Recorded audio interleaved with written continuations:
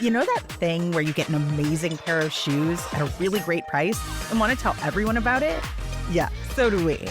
Here at Designer Shoe Warehouse, we'll give you something to brag about, like the latest styles from brands you love, or the trends everyone's obsessing over, or shoes that make you feel like, well, you.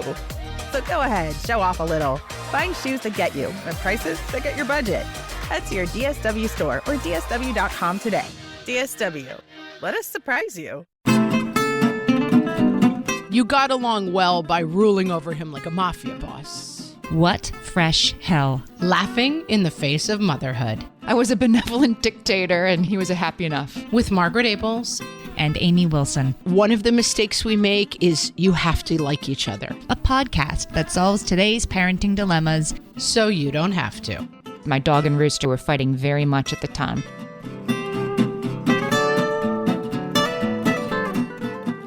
Hey, everybody. Welcome to What Fresh Hell, Laughing in the Face of Motherhood. This is Amy.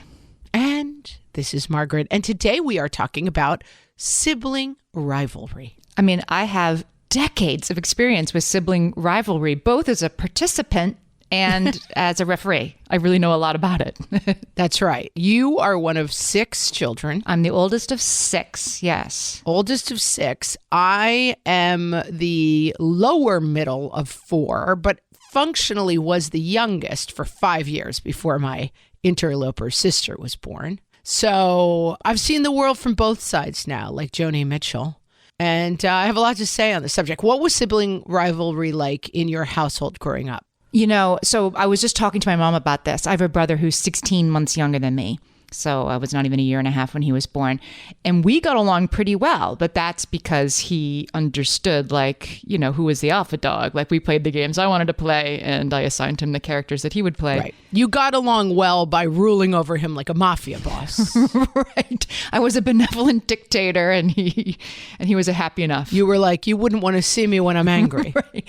There were moments where we would scrap, you know, and I would end up, he was bigger than me from a pretty young age. So my ace in the hole was to pretend that I was actually hurt. I remember I would be like, oh my gosh, oh, that actually really hurt. And then I would sort of play fainting couch and I would convince him that I really needed a drink of water. I don't know what, like, oh, like that hurts so much. Get me some water. I really need some water. And he would be like, I'm not, you're fine. I'm not, you're not. I'm like, no, I need water so bad. And he'd go get it and bring it back. And then I would be like, ha, I didn't need water at all. I often think about dinosaurs when I think about sibling rivalry, that I still have one dinosaur obsessed child, but you go through the phase where you kind of non-consensually learn every fact there is about dinosaurs from your children. Right. And dinosaurs have all these interesting adaptations. I mean, the animal kingdom is like this in general, right? That like some dinosaurs have like a spike on their tail that they hit people with. And then some dinosaurs have like an arm or skin. So it's like, you can take your spiked tail and hit me with it all day, fool. I have armor skin. Right. And then some are just like gigantic and chompy, and then some are small and wily. And similarly, I have 3 kids in 4 years. My children are 18 months apart. And I was always worried that, like, I had 2 boys and a girl, as do you. And, the boys are so rough with their little sister. But I forgot that she would develop her own dinosaur skill, which was the intensely high-pitched scream that would like shut down all action in the room. And so as they started pummeling her, her dinosaur skill was the scream that could like cut glass, could shatter glass. And she was unstoppable with this skill. Like, she had the dinosaur skill of terrifying scream. And it is born out of overall, I think, out of like getting the attention of the mama dinosaur. To switch animals, I just saw an Instagram reel yesterday of a dog who had just given birth to a litter of puppies. For whatever reason, she was away from the puppies, and the owner was bringing the dog back to the litter of puppies. And these 9 puppies were climbing over each other, like frantically to just get her attention. She wasn't even on the same side of the gate as them yet. And they just were like, mom, mom, mom, mom, mom, mom. And she ended up barking at them, and they immediately sat still. It was amazing. Like 1 week old puppies were like, oh, mom's mad. But anyway, that's really, they're showing off for the mom's attention, right? They're vying for it to be number one. I think to some degree they're showing off for the mom's attention, but I think a lot of it is basic survival skills too. Like it is also, you were born in the same nest. I'm going to point you, I beg you, do not look at a video of this because I did, and I'm so depressed that I may never survive. But I'm going to point you to the Nazca boobies of the Eastern Pacific. Sure, I'm familiar. Mm-hmm. They're a bird. I'm not familiar. Okay. They They're a bird. lay 2 eggs. Really? An heir and a spare. Truly. They lay 2 eggs and one is the backup, and only the stronger egg survives. And then one of the eggs, the stronger of the 2, noses the other one out of the nest. And then whenever it tries to get back in, the stronger one pecks it and it dies. It's terrible. But this does exist in nature, that like the strongest survive. Like there is a basic survival instinct that goes on within a household. Although you're not really competing with resources in the same way as the Nazca booby. That's what I was going to say. Like, you're like, he got more goldfish than me. When it's snack time is not really life or death stakes, but when you're a kid, it is. So there's something about the competition that's fun. And there is even in a regular bird's nest where the birds don't kill each other, there is a differentiating of attention seeking for food, which you were talking about with the mother. Mm-hmm. With the goldfish. I think there is all over nature, and certainly in our own homes, a differentiating among siblings, which we come to know as defining ourselves in opposition, right? Like that. I know in my household, I was the third. My 2 siblings were both extremely gifted academically. Gifted or extremely, accomplished academically. And I did spend a tremendous amount of my life defining myself in opposition to that like school was for losers. And I actually think that I spent some time thinking I was not smart, but I just wasn't as good at school. And I think I played my own role in it as like, that territory is already taken. Like, I am amazing. Both of my siblings were valedictorian of their class. Both went to extremely top universities. Both were like extraordinarily accomplished in that vein. And I think I was like, there's no more oxygen left in that sphere. I'm going to do something different.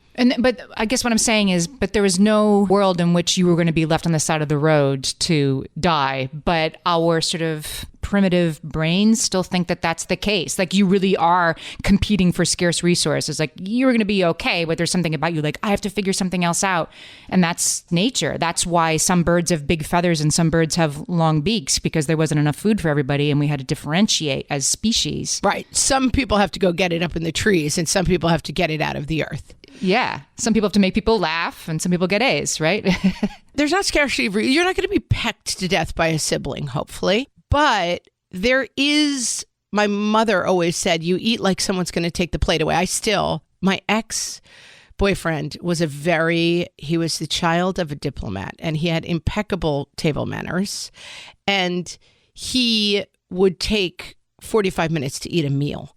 And it became a joke that, I finished my dinner in 4 minutes flat. And then he was still like with his fork contemplating like which was the perfect bite to assemble first. Did he hold his fork upside down like Downton Abbey, like when he lifted a bite to his mouth?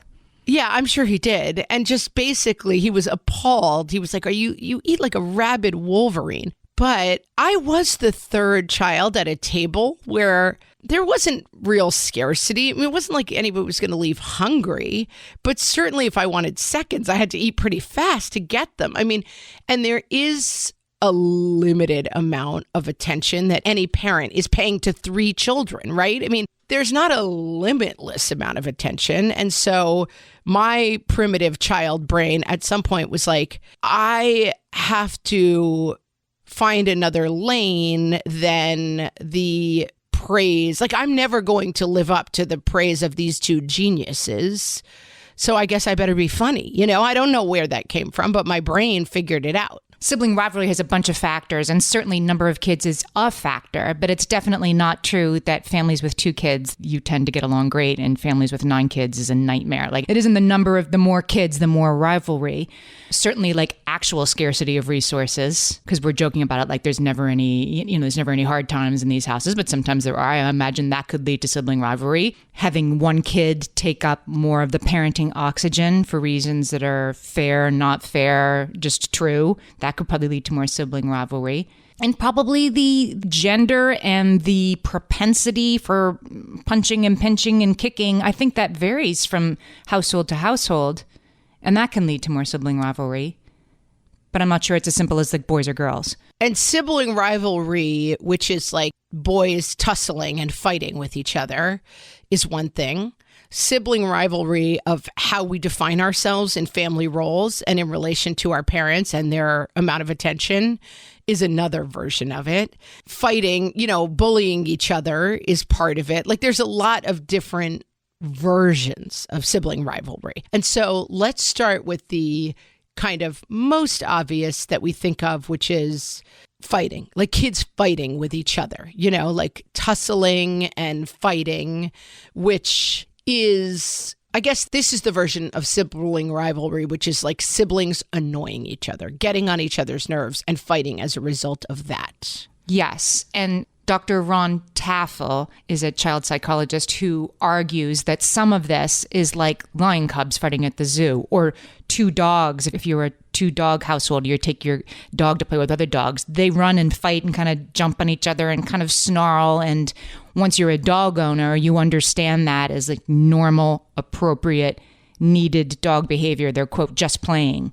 And that Ron Taffel would argue that some kids need to have some amount of that. Like, the proper amount of tussling in your house doesn't have to be 0.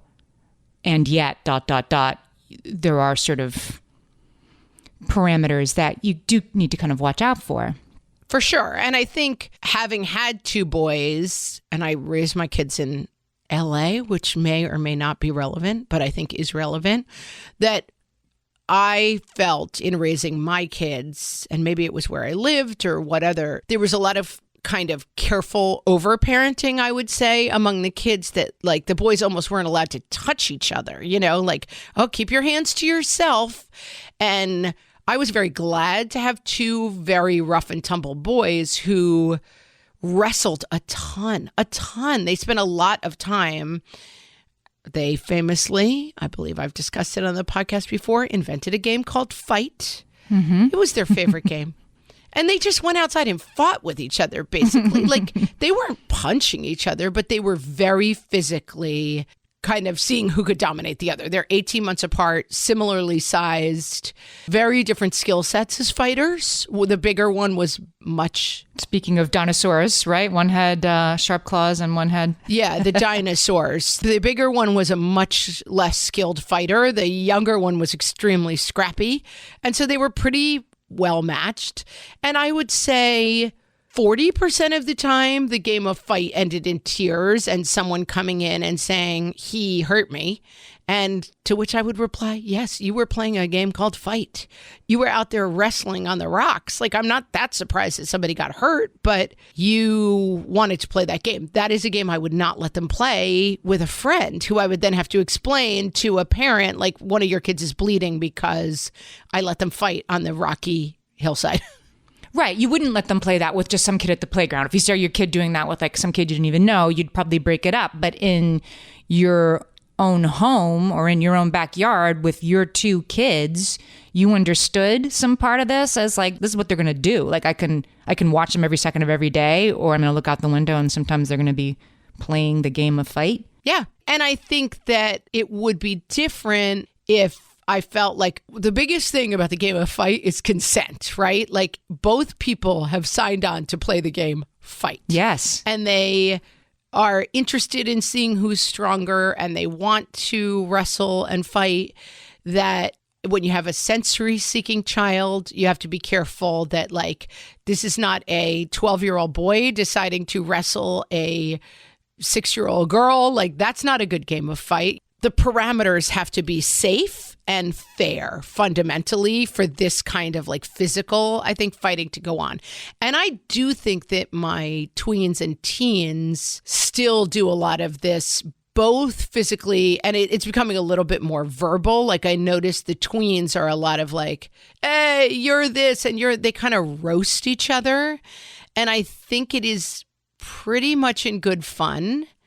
And I think sometimes it hurts people's feelings, but that in general, it's something that they're able to navigate themselves. And therefore, I'm fundamentally okay with it. That's the North Star. All right, let's take a break. When we come back, let's talk about how and when parents should get involved in sibling rivalry. Hellions, it's time for some spring cleaning, and I don't just mean the coat closets. Doing your financial spring cleaning can actually be super easy when you let Monarch do your financial spring cleaning for you. One dashboard that gets your entire financial life organized. No more clutter, no more mess, no more logins scattered everywhere, just accounts, investments, property, and more, all in one place. Get your first year of Monarch for half off, just $50 with promo code FRESH. Monarch allows you to look not only at what you've already spent, but also to plan for the future. With Monarch, you can set savings goals, plan for big purchases, and notice spending trends before they become a problem. I can generate cash flow reports that show me what we spent this quarter, this month, what we're probably going to spend next month, and feel prepared, organized, and knowing how to plan for the future. No more surprises and a lot more clarity. Try Monarch. Use code FRESH at monarch.com to get your first year half off at just $50. That's 50% off your first year at monarch.com with code FRESH. My favorite skincare products actually feel more like self-care, like they're so nice to put on and they smell so good that I'm actually happy when I get to that part of my day. And I swear that is how I feel about Osea's anti-aging body balm. Amy, you are usually the lotions and potions queen on this podcast, but I have to say, hard agree. Osea's anti-aging body balm is a liquid silk body balm that combines the lasting hydration of a lotion with the firming power of a serum, leaving skin smoother and firmer. This body balm is clinically tested and designed to deliver visible results you can see and feel. So we've gotten to use this product for a couple of months now, and I swear I have really noticed firmer and smoother skin, like on the back of my hands. It's like getting a mini spa treatment from head to toe. Get a spring-worthy glow with clean, clinically tested skincare from Osea. And right now, we have a special discount just for our listeners. Get 10% off your first order site-wide with code FRESH at OseaMalibu.com. That's 10% off your first order with code FRESH at OSEAMalibu.com. All my kids learned to swim when they were little. It was super important to me that they be confident and safe in the water. There was only one problem with that: taking them to swim lessons. I mean, the pools were freezing. There were always cranky adults doing laps right there. And it was definitely not, for any of us, what you would call fun. Amy, heard. But now there's Goldfish Swim School. Goldfish takes a really thoughtful approach to swim lessons, combining research-based teaching with a warm, kid-friendly environment that actually helps kids thrive in the water. Every detail at Goldfish is thoughtfully designed to create a golden experience, from shiver-free, warm indoor pools to comfy waiting areas for parents to professionally trained lifeguards on deck. Goldfish uses an approach called the science of swim play, which combines guided play with proven teaching techniques to help kids learn to swim, build water safety skills, and gain confidence, all at their own pace. Lessons are designed to meet kids exactly where they're at. If you've been thinking about swim lessons or just wondering where to start, this is a great opportunity. Right now, Goldfish Swim School is offering a waived membership plus your child's first lesson free at participating locations. Just visit goldfishswimschool.com/free to find a location near you and enroll using promo code FREE. That's goldfishswimschool.com/free, promo code FREE. We're back. And when we talk about how and when parents should get involved, I think we have to start with how parents can wittingly or unwittingly foster sibling rivalry. And that's the best way to not be involved, is to not be playing a role in sibling rivalry. And this happens, we all do this. We compare our kids. Of course, everybody compares everybody. We compare ourselves to each other. Like, it's natural, but it is an instinct to beware of, if, say, for example, you are sending the message to your children that, for example, baseball is the most important value in your home, and therefore the child who is the best at baseball is going to somehow be the winning child in your home, that's an example of setting up a sibling rivalry that may not be entirely healthy.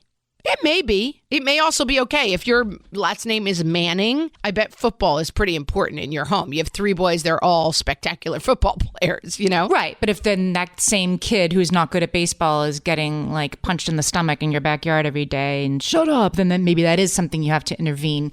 Or even if the kid who's not good at baseball is, if your last name is Manning, all 3 of your kids are amazing at football. I know nothing about how their home works, but that's one thing. But if the value in your family is being good at baseball and you have a kid who is fundamentally not good at baseball, that rivalry is happening whether or not anyone's punching anybody. The rivalry is like being good at baseball is the only thing that matters in this family. That is probably a problematic setup.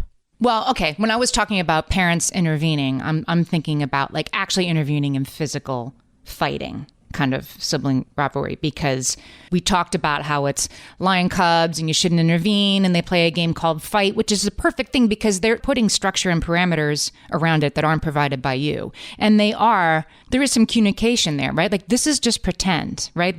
We're going to keep it on the safe side of somebody getting hurt. That's their intention and their journey. They're not thinking about that when they say our game is called fight, but it is happening. And it's this beautiful structure and safety and way to do it where nobody's really going to get hurt that they've created for themselves. I definitely bit my brother, scratched my brother. My kids definitely bit, scratched each other.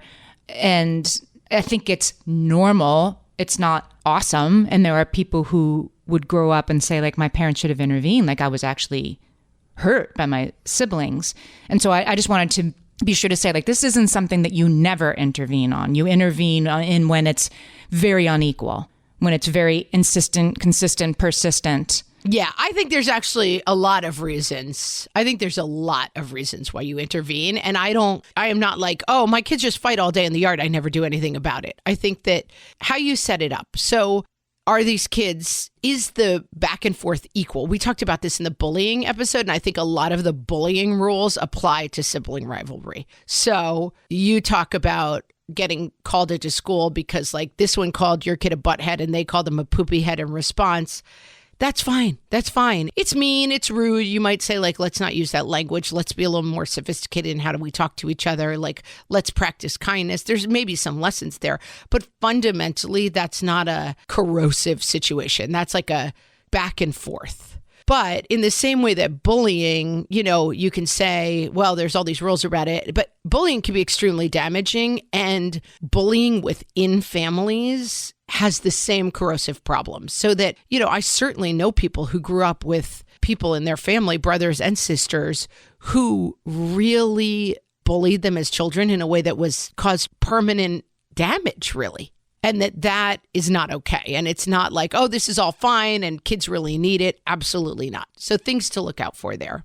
Basic safety, right? So if we've talked about this in terms of like overparenting and stuff, that maybe playing a slightly dangerous game is one thing, but you can't do things that are not safe. So like leaving kids unsupervised in a closed yard, fine. Leaving kids unsupervised by a busy road, absolutely not fine. Like you have to take the variables into consideration whenever you're making these decisions. So is one kid much bigger than the other? Is one kid much more skilled than the other? And this can be verbal too, like a very cutting sister who can verbalize your worst fear to your face can be as damaging as a big kid who can punch you really hard. Or if in the game of fight example, which I'm fully behind the game of fight, I hope I'm being clear about that. Oh, it's happening. If it's the same kid coming in crying every time, when there's crying occurring and it's always the same kid, it doesn't even necessarily mean that you come down like a ton of bricks on the other kid. It's just maybe the game of fight needs some different parameters if it's always the same kid falling apart and crying and getting hurt. Doesn't even mean you're getting it sometimes kids cry, and I was one of them, when they're losing, when they can see the end game, right? When they can see like, oh, 6 moves from now, you're going to take my king, then I'm going to start crying now. It's a good move. Well, we also, this makes me think, like, we need to make a huge distinction between the game of fight and fighting. Like, the game of fight is a game where they're wrestling to see who's stronger. But physically attacking each other in my house is never okay. Like, you're not allowed to actually lay hands on someone else in anger in our home. Like, so there is a big difference between fighting for the sake of like physical domination or cruelty and fighting as a game. They're two very, very different things. And I think in general, if you're seeing a lot of physical fighting that is not gameplay, it's something to rein in and figure out what's causing it. Now, just to swing the pendulum all the way the other way, if you're spending a good part of every afternoon refereeing, he said this, well, he hit me, well, that's because she did this, then you are definitely giving the participants in the game of fight what they want, which is mom's attention and mom getting involved. That's the sort of secondary gain, right? Like, I want my mom's attention. And so if I'm getting it, even if it's negative attention, I'm still getting it. And so I'm saying mom here, I mean any kind of parent in the situation. If you're getting involved, they're winning. Right. And you're talking about people actually fighting. You're talking about kids verbally fighting. Right. They're not. Oh, yeah. Or just like, he hit me. Like, if you chase every bone they throw, that's not good either. Right. Because now all you do is you break up fights. And that becomes the point of the game. Like, how soon can we get mom to, look away from the laptop and come over here and break up what we're doing just because we're bored? And this is something that my sister-in-law modeled to me. And I remember being kind of amazed when I saw her doing it with her kids who were born 10, 12 years before mine. So I really watched her raise my kids before ever having kids of my own. That if you don't work it out, then the thing you're playing with gets taken away. It always trying as much as possible to put it back on the kids to work it out, because when you join the fight, then you're all fighting with each other and they're still fighting. And that's kind of what they want, that let them work it out. First of all, going back to our AA rule, when you're watching kids fight, do you need to say something? Do you need to say it now? And is it you who needs to say it, right? So looking at kids fighting, are they going to work it out on their own? Intervene later, I would say, in general.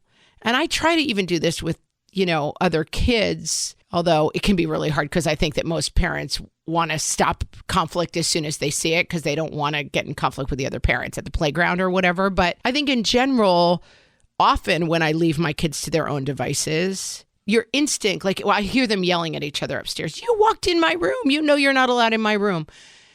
My instinct is right away to be like, be quiet. But because it's annoying. It's annoying you. But, just to jump right in and also I have a role here. And that I try as often as possible to let it play out. I would always stop it at fisticuffs. I mean, my kids just do not physically fight anymore. They're teenagers. I mean, I'm sure they would at some point, but basically often they'll yell at each other for 3 minutes and then stalk away mad. But I didn't need to get involved. It's fine.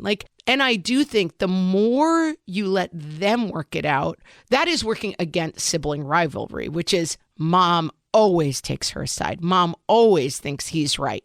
And that the more you let them work it out, and that the central thing is he wants the truck, I want the truck. If you come in and say, well, you play with the truck for first and then you play with the truck second, well, you always let him go first. You feed into all of these stories. Whereas if your reaction can be, work it out or I'm going to put the truck in the closet, it becomes, I'm not playing fair. I am the neutral. I teach a lot of classes and sometimes I teach improv and games and stuff. And I often say, I'm just the benevolent dictator here.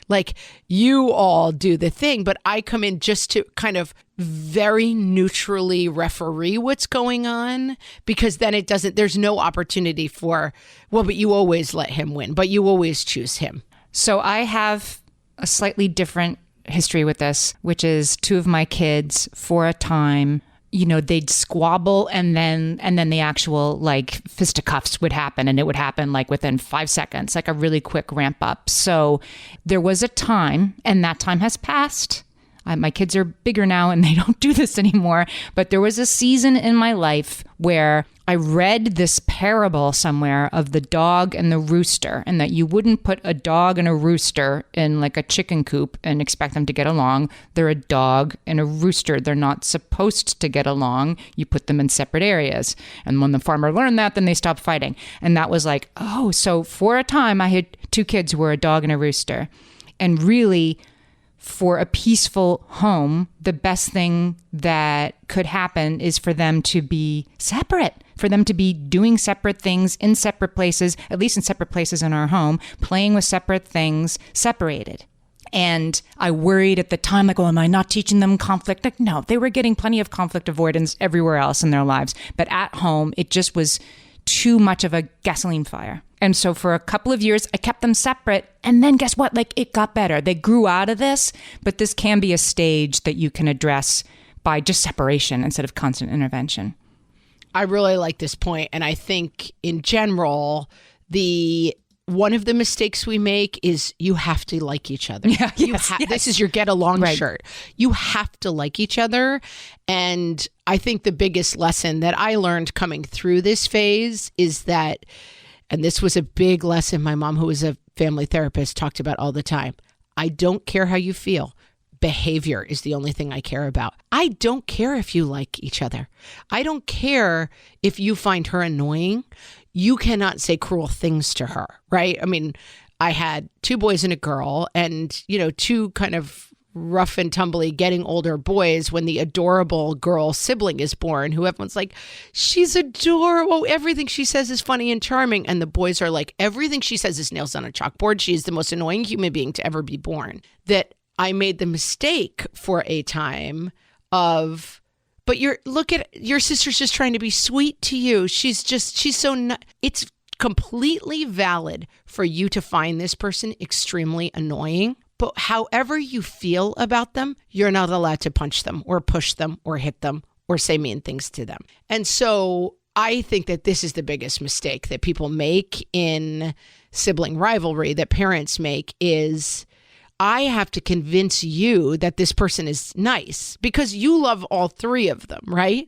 But it's okay. They will love each other in the long term, or they will be siblings and be connected in whatever way they are connected in the long term. But all you can deal with in the short term is their behavior. And I think that that's right. Separating them is sometimes the answer.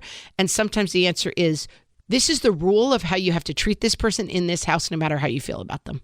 I have another thought about that. We'll be right back. Amy, let me tell you about a magical place that is so exactly designed to be enclosed space, year-round fun for the whole family that I bet you already know what I'm going to say before I even say the name. Let's say it together on 3. 1, 2, 3. Great Wolf Lodge. You got it, Amy. My kids loved Great Wolf Lodge when we went. You probably already know that it has a huge indoor water park with a wave pool, lazy river, a bunch of massive water slides. But then your pack can hit the other attractions because, wait, there's more. Great Wolf Lodge has adventure-packed attractions like Magi Quest, a live-action game kids can play throughout the lodge, plus the Northern Lights Arcade. Spent some quality time there, so your kid who loves the lazy river and your kid who loves fantasy games will both have a great time. Great Wolf Lodge also offers great dining options and complimentary daily events like nightly dance parties, all under one roof. Unpack the car once and you're settled in to have fun. And with 22 lodges across the country, you're always a short drive away from adventure. We've both had such great times at Great Wolf Lodge, so bring your pack together at a lodge near you. Learn more at greatwolf.com and strengthen the pack. Amy, when I'm having a good hair day, it usually makes my whole day better. And that's why on every day, I'm taking Nutrafol. Nutrafol is the #1 dermatologist-recommended hair growth supplement brand. And it's the #1 hair growth supplement brand personally used by dermatologists. Nutrafol's hair growth supplements are peer-reviewed, NSF certified for sport, and clinically tested. Nutrafol offers multiple formulas for men and women tailored to different life stages and lifestyle factors, so you get support that's actually right for you. Adding Nutrafol to your daily routine is easy. Order online, no prescription needed, with automated deliveries and free shipping to keep you on track. Let your hair be one less thing to worry about. See visibly thicker, stronger, faster-growing hair in 3 to 6 months with Nutrafol. For a limited time, Nutrafol is offering our listeners $10 off your first month subscription and free shipping when you visit Nutrafol.com and enter promo code LAUGHING. That's Nutrafol.com, spelled Nutrafol.com, promo code LAUGHING. What birth order might mean in your family. Oldest child. We had his suit for first communion tailor-made by a guy in the city. Middle child. They were having a sale on suits, and this one fit him perfectly off the rack. Youngest child. Listen, we're not getting a new suit. Just suck in your gut a little bit. Your first communion only lasts an hour. Oldest child. I mean, he's only turning 1, so I figured keep it simple. 2 open bars, pasta station, then the dance floor opens at 6. Middle child. We have definitely got a 1 candle in the junk drawer somewhere. I will keep looking. Youngest child. Oh my God. Was yesterday the 19th? Oldest child. Oh, sweetie, that sounds beautiful. I love listening to you play. Middle child. Sweetie, that's nice, but could you keep it down? Mommy's on a timed level of Candy Crush. Youngest child. Listen, I'm sorry, kid, we bailed on getting you piano lessons. Play some music on this iPod. That's what technology's for. So I think another big problem as we move to solutions on sibling rivalry is that, have a list of like, this is how we should, these are the rules for how to, work against sibling rivalry. And one of them is celebrate strengths, right? As opposed to celebrate strengths like, well, you're great at tennis and you're great at Poetry. Poetry, right? Like, hooray, you all have different strengths. And I think that these things are all true. And I also think that sometimes we feel as parents this huge need to keep our kids extremely equal and everything is fine and your strengths are just as good as their strengths and we all have strengths and weaknesses, but that in the long term, the reality of life is coming for us all. And I think that sometimes kids have strengths and weaknesses that are not equal. And that happens in the world as well. That if you have one sibling, I'm not even going to say who's like an Olympic athlete. That's a complete stratospherically different thing. But there may be a kid who has an easier path through life than one of your other kids. Like, there may be fundamental truths. You cannot overcome those things by dancing as hard as you can. You can just love your children equally and realize that your kids are going to see these truths and they're going to see that you treat them all with the same amount of love. Does what I'm saying make sense? Yeah, I'm just trying to figure out how it fits into sibling rivalry. Like the kid who feels like they don't shine as brightly is more likely to pick fights at home. I'm trying to figure out the connection. I think it's just the conversations that you have at home that sometimes it's the present pile at Christmas, right? Or at the holidays that like, you got this for your birthday, therefore the other kid needs something of similar.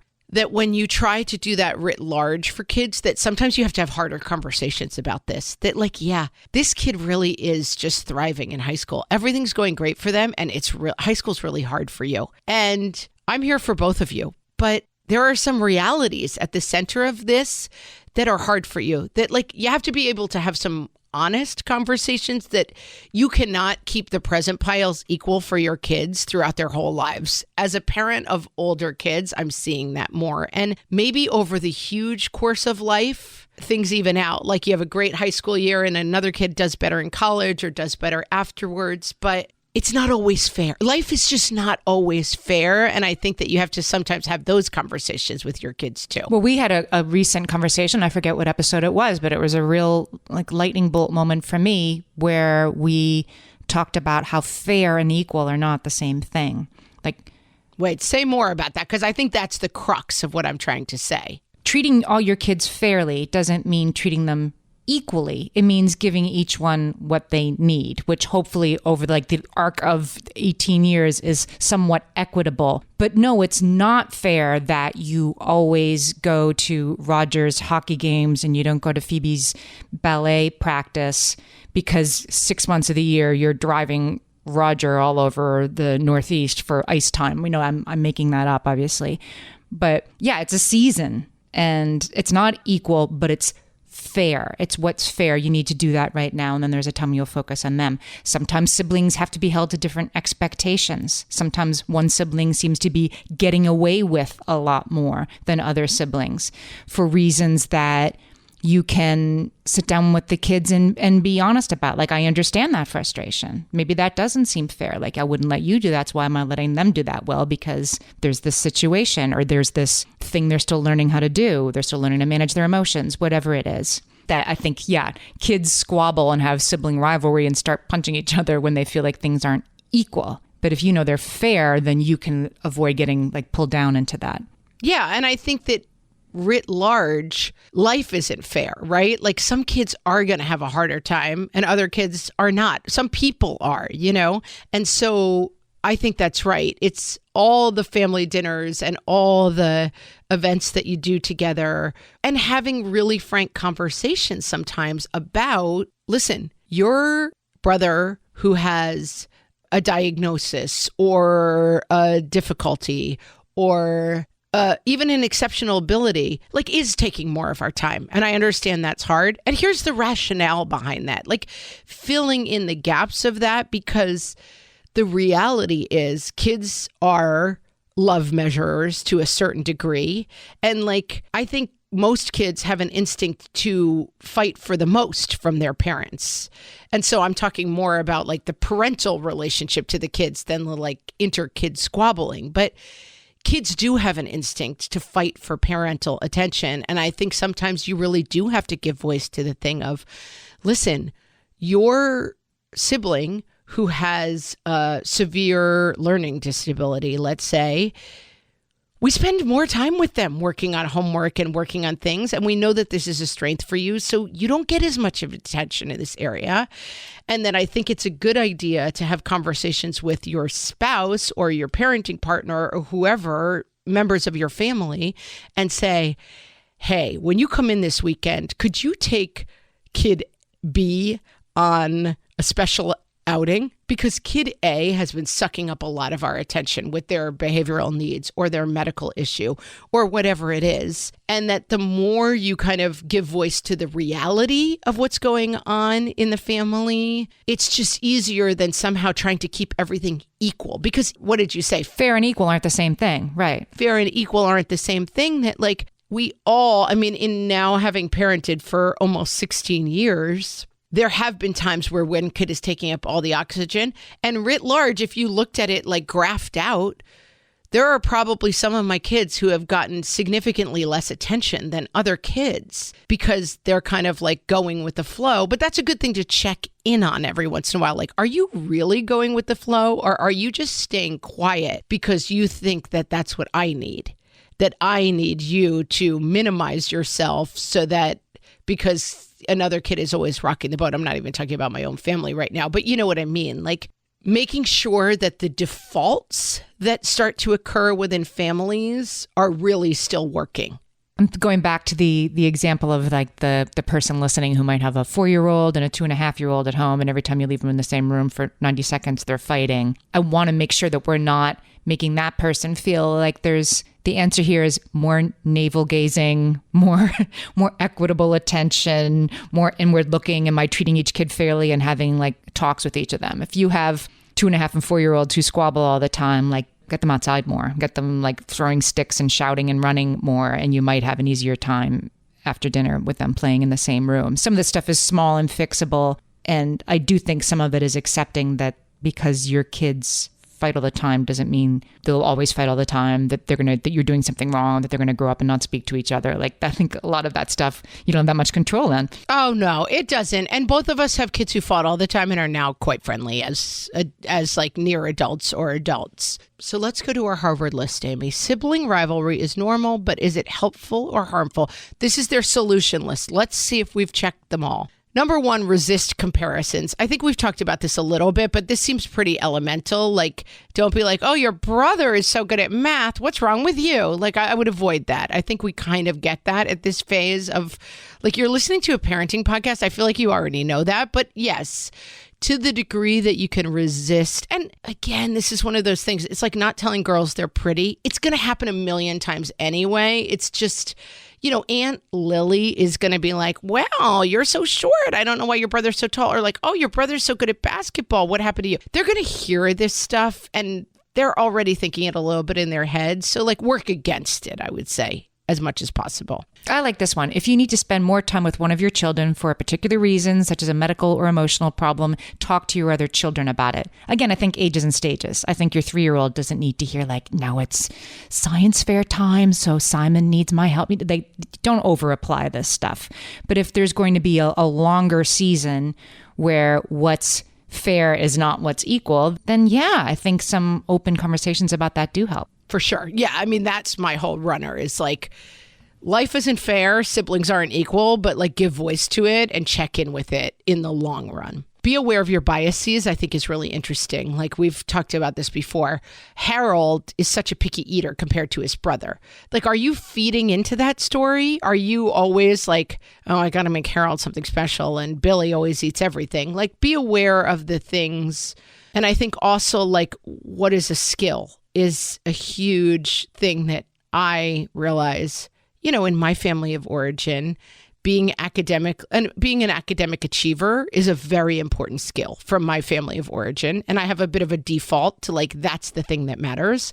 And then if I have a kid who's struggling academically, I'm like, this kid is failing at what's important. But like, maybe that kid is also amazing at guitar. I don't know. Like, just be aware of what you're bringing to the story of like, what is an important quality? Which kid is the best or worst at this and why that matters to you? How about this one, that you should have ground rules for how people are treated in your family? We ended up doing on our kitchen wall, I let my kids do this, my dog and rooster, who were fighting very much at the time. I had them write in their, spidery, learning to write handwriting, rules for getting along in our house. What were the house rules? And I let them decide what the rules were.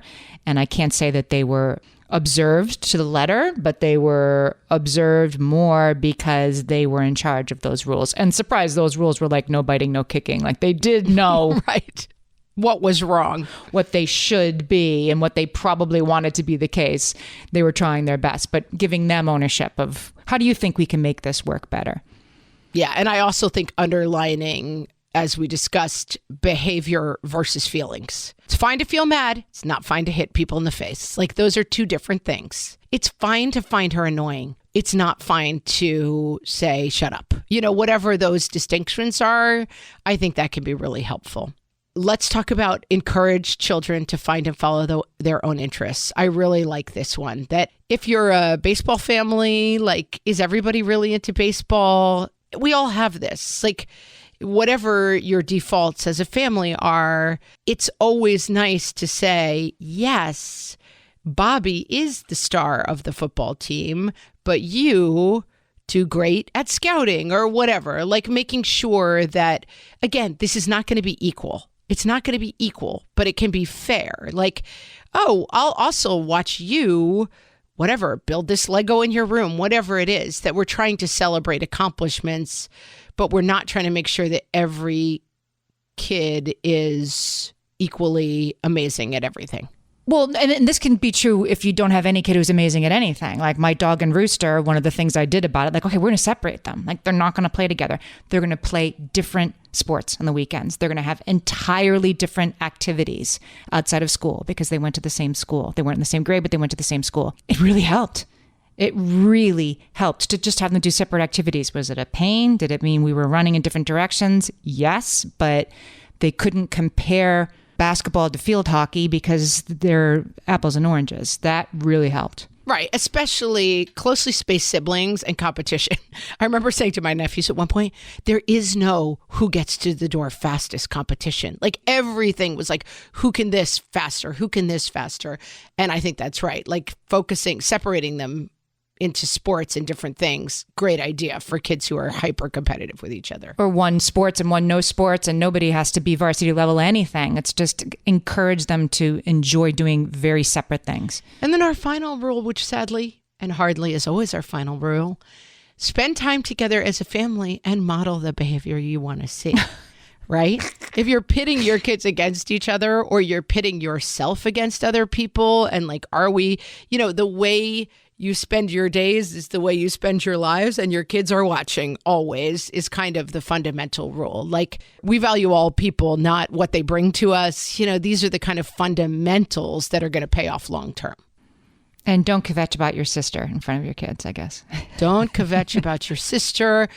Don't compare like, oh, it's too bad that the neighbors, Jimmy is so good and Bobby is such a loser. Like, your kids always hear that as that's how our parents see us too, if you're talking about somebody else. So try to avoid it. I think the kids would say, we solved it. Oh, we solved it, guys. There's never going to be a problem with this again. Sibling rivalry, check. Friends, we have big news. We are going on tour this fall. And if you go to whatfreshhellpodcast.com and click on tour dates, you will see where we're going. The information's also in our Instagram. But let me just drop a few cities for you. Drop it, Amy. Drop it. Charlotte, Boston, Washington, D.C., New York City, and Philadelphia, all between September and November of this year. We're coming. We're doing meet and greets afterwards. We want to hang out with all of you, have some laughs, and meet you. And we really hope you can come to a show this fall. We can't wait to see you out on the road live, East Coasters. And if you'd like us to come to your city, let us know on the Facebook group, and we will try to arrange that on our next tour around the world. For sure. Fondest wish. Especially if you live in like Fiji or, I don't know, somewhere I really want to go. Bermuda. Pitcairn Island. Yeah, Pitcairn Island. We're coming to you, people. Check out all of our tour dates at whatfreshhellpodcast.com, and we will talk to you next time. So long.